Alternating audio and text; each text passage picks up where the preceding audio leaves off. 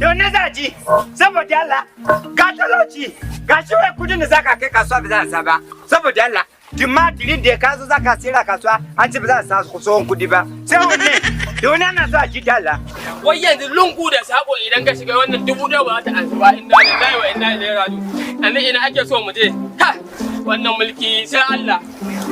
To, sai gaskiya karshe dai da hakura. A ba ina. Assalamu alaikum. Wa alaikum. Yawa. Jatau? Ya ce. Ya gari ya aiki. Ya kwana biyu da. Alhamdulillah. Wai dala na tambaya. Dala nan ne ka sanin da ana zuwa ba da so wan kudi an sa sabuwa. Sabon kudi? To ka ganin tun da safe nake yawo. Wallahi an yi ansa. Allah ga ma wani. Kai na za a ji jemu dala. Assalamu alaikum. Alaikum da salam.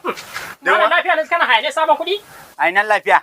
Mu da za mu ga lafiya ma da soki. Tun daga kauye mu na zo na birni a canza sabon kudi da mu. Wai yanzu shiru ka ga nan. Sauran nan na gida bu. Na ka gana wannan. Tun da safe nake yawo an yi ansa wai sai sabuwa. To an yi ma abin da ɗaya ne. Tun safe yara na gida ba su abinci ba. Na bi shaguna ƙanana ga baki ɗaya. Wai sun daina ansan kuɗi.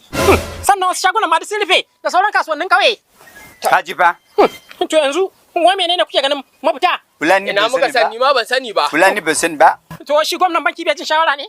Ka ji ba? Da gwamnan benci da shugaban kasa waya sama. Wa shugaban kasa? Ai bai jin shawara. Wallahi bai ji. Kun san me mafita? A'a. Kawai mu koma fasa shaguna. Zata. Ba shige kawai.